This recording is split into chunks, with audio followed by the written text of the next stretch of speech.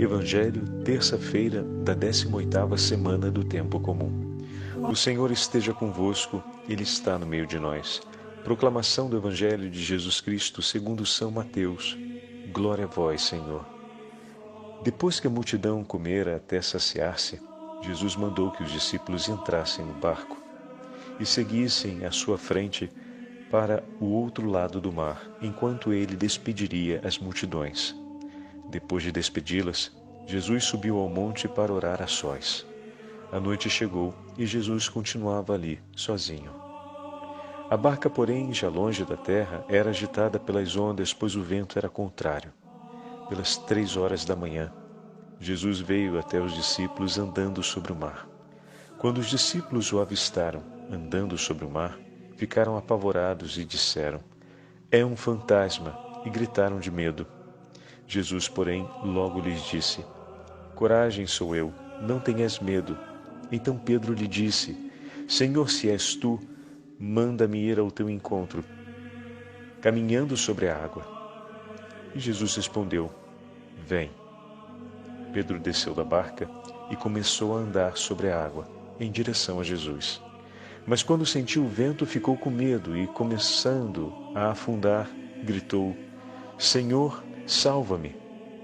Jesus logo estendeu a mão, segurou Pedro e lhe disse: "Homem fraco na fé, por que duvidaste?" Assim que subiram na barca, o vento se acalmou. Os que estavam no barco prostraram-se diante dele, dizendo: "Verdadeiramente tu és o Filho de Deus." Após a travessia, desembarcaram em Genezaré. Os habitantes daquele lugar reconheceram Jesus e espalharam a notícia por toda a região. Então levaram a ele todos os doentes e pediram que pudessem, ao menos, tocar a barra de sua veste. E todos os que a tocavam ficaram curados. Palavra da salvação. Glória a vós, Senhor. Terça-feira da 18ª semana do Tempo Comum, em nome do Pai, do Filho e do Espírito Santo. Amém. Queridos irmãos e irmãs, seguindo o itinerário da Santa Liturgia, vamos adiante com a nossa meditação do 14º capítulo do Evangelho de São Mateus. E paralelamente nesses dias estamos tendo a bendita oportunidade de rezarmos pelos nossos sacerdotes. Amanhã é dia de São João Maria Vianney, patrono dos párocos e, ao mesmo tempo, patrono de todos os sacerdotes. E de maneira especial, nesses dias, temos cumprido um papel importante e acredito que o tríduo que estamos dividindo em oração tem nos ajudado a não apenas compreender esse papel, mas a vivê-lo com gosto. Qual o papel, Padre? Compete a cada um de nós, membros do rebanho do Senhor, rezarmos pela perseverança, santidade e fidelidade dos nossos pastores, dos nossos sacerdotes. Como é importante, meus irmãos, termos essa intenção presente no nosso coração diariamente. Cada vez que participamos da Santa Missa, cada vez que rezamos o Santo Terço, aqueles que rezam a liturgia das horas, especialmente nas horas maiores da liturgia, sempre pedirmos nessa intenção e oferecermos nessa intenção pela fidelidade, pela santidade e a perseverança dos nossos sacerdotes. Compete a nós cuidarmos bem dos nossos pastores, cuidarmos bem e cuidarmos colocando os joelhos por terra por cada um deles.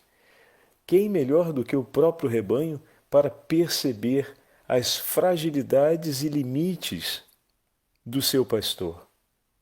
A quais corações o Senhor pode dividir as suas preocupações pelo bem espiritual e humano daquele filho que é seu sacerdote, senão com o povo que a ele foi confiado? Porque ali, em primeira mão, em primeira pessoa, nós conseguimos recolher muito bem a sensibilidade da vida do nosso sacerdote paroquial. Se ele está bem, se ele não está bem, o quanto ele tem se tornado mais dispersivo na oração, o quanto ele tem se tornado menos dispersivo na oração, nós sentimos muito claramente a vida espiritual e o ritmo, digamos assim, da vivência do nosso sacerdote, daquele que o Senhor colocou à frente da nossa comunidade, e precisamos aprender pouco a pouco a ter essa sensibilidade de um coração pronto a interceder por ele, que em muitos momentos esse nosso irmão vai precisar urgentemente de nossas orações, além do nosso coração preparado e modelado pelo próprio Senhor para oferecer a Ele não só palavras e gestos de misericórdia, mas em muitos momentos também aquela palavra que encoraja, aquela palavra que anima e também a palavra que exorta e chama de volta para a vida. Como é bonito saber que, ao mesmo tempo, sacerdotes e povo de Deus, somos parte de um único rebanho. E como é importante que o rebanho saiba olhar com carinho para o pastor que a eles foi confiado. E se a gente toma como referência esse aspecto, àquele sacerdote foi confiado uma porção do rebanho, do povo de Deus, para que ele conduza às pastagens eternas. Mas também àquela porção do povo de Deus foi confiada a vida daquele sacerdote, para que eles zelem por ele, a fim de que ele não se disperse, mas permanecendo fiel ao Senhor e caminhando, trilhando a santidade, chegue junto com o povo de Deus às pastagens eternas. Então, ao mesmo tempo que o povo de Deus é confiado a um sacerdote para que ele conduza cada um deles ao céu, também o povo de Deus unido é chamado a interceder pelo seu sacerdote para que ele não se disperse e possa cumprir a missão que lhe foi confiada e nisso santificar-se. Que lindo! Guardem muito bem isso no coração, porque é fundamental que vivamos essa experiência ao longo do nosso caminho como comunidade cristã. É claro que compete ao bispo, em primeira pessoa, o exercício da paternidade espiritual em relação aos sacerdotes, mas também todo o povo de Deus participa no exercício desse cuidado paterno pelo bem da vida, pelo bem da alma de cada um dos nossos sacerdotes. E vejam, meus irmãos, hoje acabamos de ouvir um texto onde podemos recolher o testemunho de nosso Senhor e o testemunho de São Pedro, o testemunho de Cristo e de seu vigário. Que bacana, né? Se pegamos a expressão de que o Papa é o vigário de Cristo, muito bem. Então estamos diante daquele que é, como falam aqui na Itália, o principal e o vice, aquele que vem adjunto no cuidado, ou no exercício do cuidado daquele que é o pastor eterno. E o que nós estamos vendo? Primeiro, Mateus compõe para nós, no início do Evangelho de hoje, uma característica que é muito peculiar no Evangelho de Lucas. Lucas, por diversas vezes, observa que Jesus se recolhe em oração, na solidão ou na noite. Jesus muitas vezes reza na hora da refeição, por ocasião dos acontecimentos importantes, como, por exemplo, no batismo, ele reza. Antes da escolha dos discípulos, ele reza. Antes de ensinar o Pai Nosso, e a própria oração do Pai Nosso é uma oração. Antes da profissão de fé de Pedro, em Cesareia, o Senhor reza. Na transfiguração, no Getsêmani, na cruz, enfim. Mateus hoje compõe para a gente, dizendo que, logo em seguida, versículo 22, forçou os discípulos a embarcar e aguardá-lo na outra margem, a tomar a dianteira, e a irem para a outra margem do lago, até que ele despedisse as multidões. Então o Senhor assumiu o compromisso de despedir as multidões e os discípulos deveriam navegar e esperá-lo em um outro lugar. Tendo despedido as multidões, o Senhor então subiu ao monte a fim de se colocar em oração a sós. E nós vemos que é durante a noite que o Senhor se recolhe a sós na presença do Pai.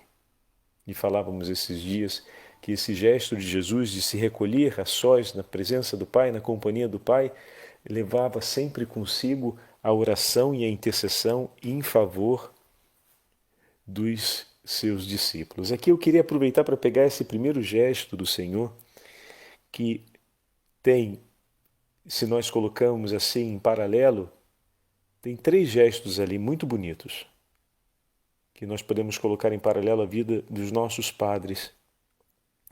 A ação e o cuidado pastoral do povo de Deus. Depois, o ensinamento, a formação e a instrução dos discípulos. Ou seja, o sacerdote também, além de cuidar pastoralmente do povo de Deus, instrui e conduz particularmente as lideranças que se ocupam no cuidado pastoral de conduzir cada uma das atividades, das ações missionárias das nossas paróquias, né?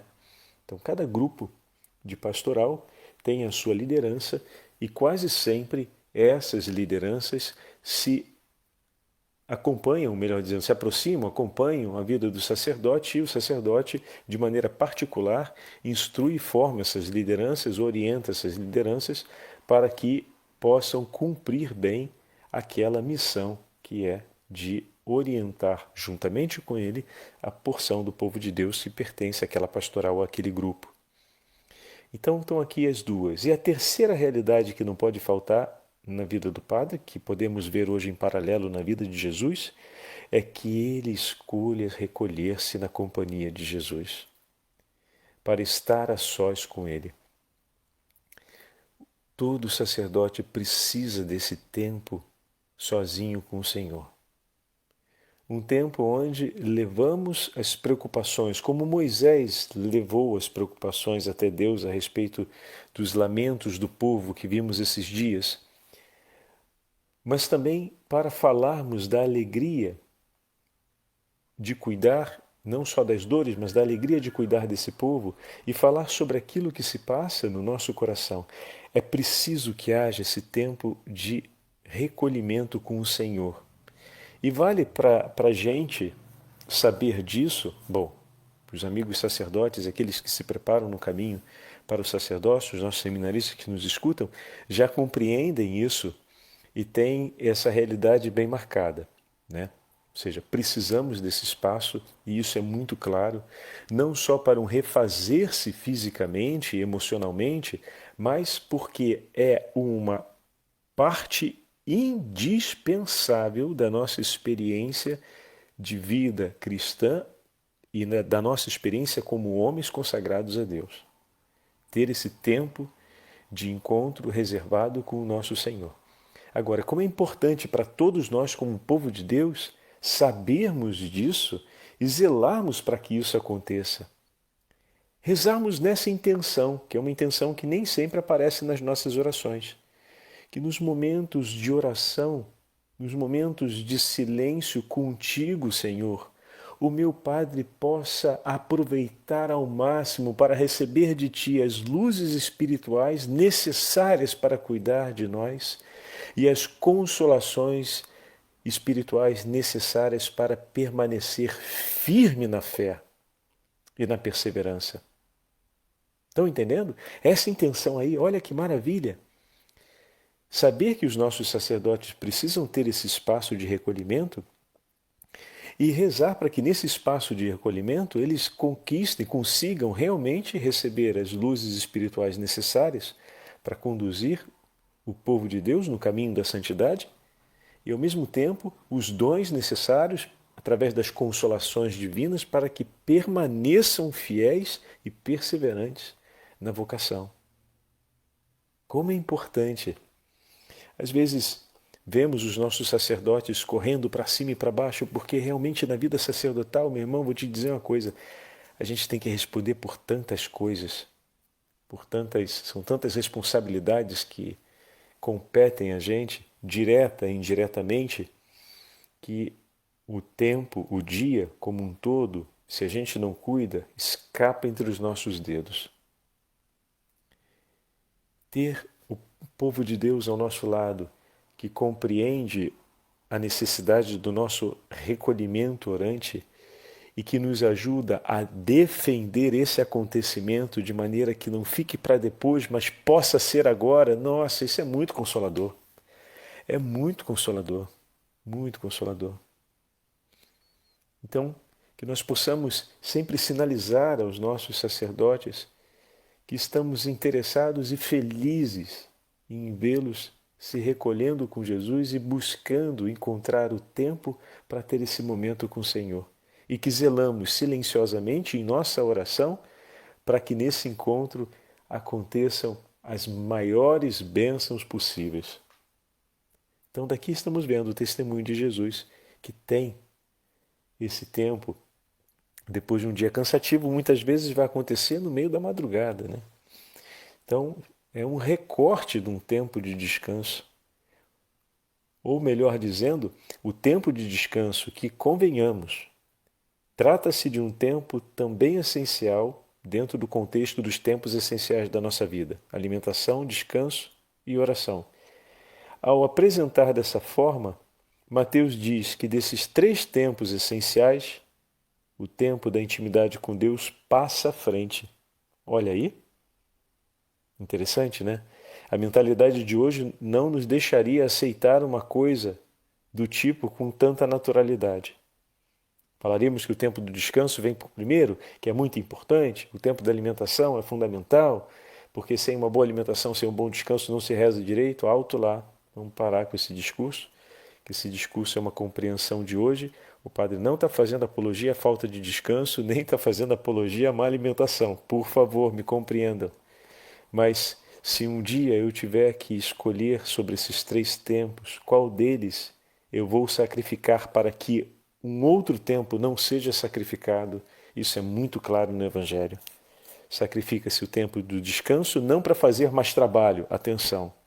Sacrifica-se o tempo da alimentação não para dar-se mais ocupação, mas sacrifica-se quando for necessário o tempo do descanso ou o tempo da alimentação para que não se perca nada do tempo da intimidade com Deus. Porque é de fato esse tempo, o tempo que sustenta todos os outros e que dá sentido a qualquer tempo da nossa história de vida. Isso precisa ficar claro porque é a contramão da mentalidade que hoje se difunde com tanta naturalidade em torno da promoção do bem-estar. O homem encontra o seu bem-estar quando o seu equilíbrio na relação com Deus é estável e sadio. Vou usar a linguagem moderna para falar. Então, o equilíbrio na relação com Deus precisa ser estável e sadio. Pronto. Aí o homem encontra realmente o seu bem-estar. Esse equilíbrio é o primeiro de todos a ser defendido, a ser valorizado, a não ser imolado. Precisa ser preservado ao máximo possível. E quem nos ensina isso não é um outro, mas o próprio Senhor Jesus. Bom, sigamos o seu exemplo e, ao mesmo tempo, ajudemos aos nossos sacerdotes a terem esse tempo. Um carinho muito bonito disso, se me permita, eu estou rindo, mas eu estou, na verdade, sorrindo. É como eu via na experiência paroquial, muitas vezes, várias senhoras preocupadas que preparavam uma refeição, um prato de comida, ou seja, algum tipo de prato que faziam a casa, um cardápio de casa, que separavam um pouco e traziam. E muitas vezes diziam assim: olha, padre, eu sei que o senhor chega muito cansado em casa e pensar ainda no que comer se não tem nada pronto é muito difícil. Então, olha, eu trouxe um pouquinho dessa torta que eu fiz lá em casa para o senhor deixar na geladeira, ou se quiser pode deixar em cima do fogão, se ainda hoje for o caso. O senhor, quando chegar de noite, aproveita, esquenta, está ali prontinha, está gostosa, é só esquentar rapidinho e comer. Aí o senhor não fica sem comer nada.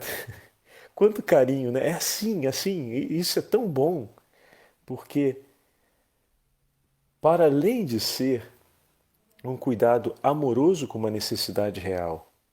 Agora a gente está entendendo que isso também ajuda ao nosso sacerdote a defender aquela escolha do tempo da oração.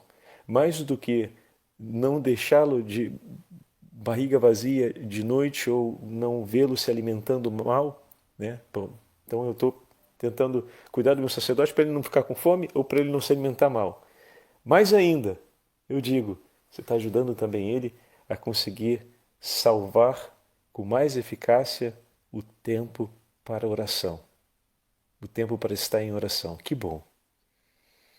E assim como esse pequeno gesto de carinho que tantas mães que nós recebemos ao longo da vida sacerdotal cumprem por amor de cada um dos sacerdotes, podemos de outras formas também colaborar, às vezes com outros problemas ou questões que são de fácil solução na paróquia, mas que são empenhativas do ponto de vista de aplicação de tempo. Às vezes eu tenho um pouco mais de tempo e me aproximo do padre e digo: Padre, o senhor quer que eu resolva isso para o senhor? Não, me dá aqui, aproveita, tira um tempinho, deixa que eu vou lá no banco para o senhor e resolvo isso. Ou então precisa ver essa questão relacionada do carro, que tal? Não, padre, o senhor quer que eu veja para o senhor? Deixa que eu vou lá. Essa colaboração que ajuda, né, os nossos sacerdotes sobre as questões que muitas vezes se fazem essenciais. Sabemos que os 3 tempos essenciais são aqueles que o padre citou, mas quando acontece uma emergência ou uma situação de última hora, bom, aquilo dali geralmente salta na frente, né? E passa a ser algo de ação imediata, ou seja, poderíamos dizer o essencial, né? E se a gente tem com quem contar nessas horas, é uma grande ajuda para não correr o risco de se sacrificar aquele tempo que é fundamental, que é o tempo da oração. Porque essa tentação na vida dos padres de, por se ver obrigado a tantos afazeres, terminar imolando o tempo de intimidade com Deus, ou tentando desviá-lo para dentro dos outros afazeres, dizendo: me meto em vários outros afazeres e esse tempo vai se completar dentro desse outro tempo, eclipsando, por assim dizer, né, os 2 momentos. Essa tentação é muito grande. E quando eclipsamos os 2 momentos, a eficácia da oração se torna muito fraca. Se olhamos a própria norma beneditina, a oração e o trabalho se separam em seus momentos. E da oração se vai ao trabalho. Dessa forma se leva a oração dentro do trabalho. Mas o trabalho para várias vezes durante o dia, porque a excelência é da oração. É ela que rege a jornada do monge. Então, da oração se vai ao trabalho e o trabalho para dar lugar à oração. Não podemos acreditar que colocando eclipsados 2 tempos a eficácia será equivalente, porque não é. A gente precisa retomar isso. O ensinamento da vida monástica nos ajuda a perceber isso com maior clareza, né? E não podemos pensar que fazendo numa direção contrária o resultado será o mesmo, porque me parece que 1800 anos de monaquismo nos mostraram uma eficácia razoável desse modelo monástico. Então, criar um outro modelo que é contrário a esse, contrário a essa sabedoria de 1300 anos, me parece um pouco complexo. Eu não arriscaria. Eu prefiro que, se tem que ser feito algum sacrifício, seja para manter aquele modelo que por 1800 anos tem se demonstrado muitíssimo eficaz na formação de centenas e milhares de santos pelo mundo afora, em tantas culturas diferentes e em tantos momentos históricos diferentes. E se temos na paróquia aquelas pessoas que podem nos ajudar e nos socorrer para que, de fato, também a nossa vida, não obstante sendo sacerdote diocesano, cumpra esse mesmo movimento que o próprio Evangelho hoje nos testemunha e que os nossos irmãos no monaquismo vivem tão intensamente, bendito seja Deus. Essa é uma ajuda e tanto, uma ajuda muito importante. A segunda parte do Evangelho de hoje é o diálogo entre Pedro e Jesus. Agora a gente passa ao testemunho de Pedro e eu queria usar com vocês na meditação de agora um texto que é atribuído a Santo Agostinho, que comenta o episódio de hoje. Ele divide em dois momentos. O momento em que Pedro, percebendo que é o Senhor, se lança diante do Senhor e diz: diga-me uma palavra. Em outras palavras, Pedro fala assim: diga-me a tua palavra e eu a seguirei. Ele não se lança sobre as águas, ele espera que Jesus fale para então agir. Bendito o testemunho de São Pedro, e Santo Agostinho vai observar isso de uma maneira muito significativa. E depois vem um segundo momento, o momento em que, por conta da agitação do mar e da tempestade, o coração de Pedro vacila.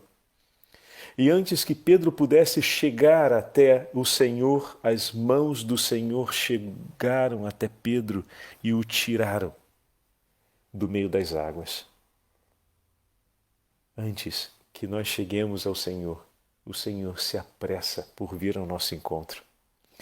Geralmente olhamos Pedro que caminha na direção de Cristo, mas não podemos ignorar que a cada passo Cristo também se apressava em direção a Pedro, de maneira que quando deu-se o tempo da fraqueza em que seus pés vacilaram e começaram a afundar nas águas, as mãos do Senhor estavam ali, prontas para socorrê-lo. Como é bom olharmos o testemunho de Pedro e maturarmos: nenhum passo quero dar, Senhor, se não for pela tua palavra. Mas como é bom saber que o Senhor caminha em nossa direção e vem por nós. E no momento de maior vulnerabilidade ou fraqueza, as suas mãos prontamente se estendem para nos salvar. Ouçamos. Quando Pedro, cheio de audácia, avança sobre o mar, os seus passos vacilam, mas o seu amor reforça-se. Fundar-se-lhe-á afundam-se-lhe os pés, mas ele agarra-se à mão de Cristo. Quando sente as ondas abrirem-se, apoia-se na fé. Perturbado pela tempestade, tranquiliza-se no seu amor pelo Salvador. Pedro anda sobre o mar, mas levado pelo amor que pelos seus próprios pés. Não vê por onde caminha. Vê apenas os vestígios dos passos daquele que ama e avança em sua direção. Do barco onde estava seguro, viu o Mestre e, guiado pelo amor que lhe tem, ao ouvir suas palavras, deixou o barco de segurança e entrou no mar. Já não vê mais o mar nem o barco, mas apenas Cristo, e caminha em sua direção, pois ele lhe disse: vem. Belíssimo, né? Quando, porém, sente a força do vento, aturdido pela tempestade, o temor começa a encobrir-lhe a fé, e a água abre-se-lhe sob os seus passos. Enfraquecendo a fé, a água enfraquece como ela também. Então Pedro grita, pois o seu amor permanece firme no Senhor: salva-me, Senhor! E imediatamente Jesus estende a mão e, segurando-o, vacilante na fé, mas desejoso no amor, diz-lhe: homem de pouca fé, por que duvidaste?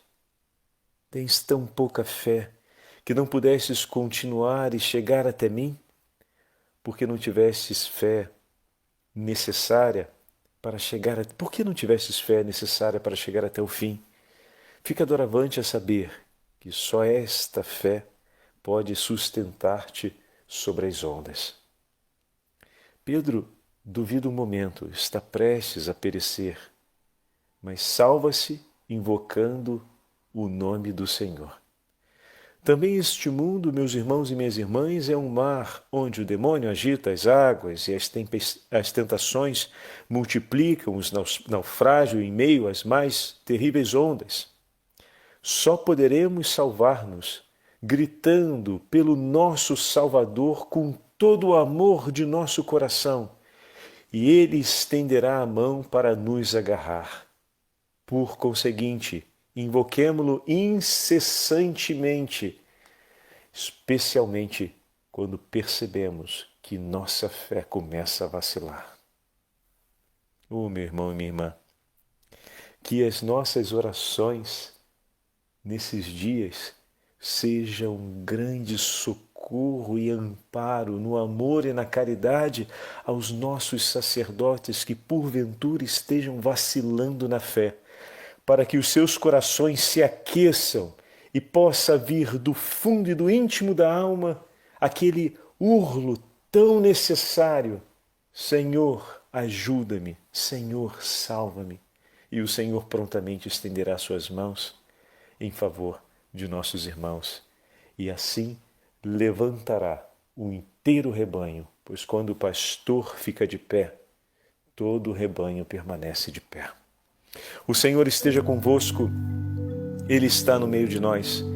Pela intercessão dos santos apóstolos de Deus e da Rainha dos Apóstolos, a Beatíssima Virgem Maria, abençoe-vos o Deus Todo-Poderoso, Pai, Filho e Espírito Santo. Amém.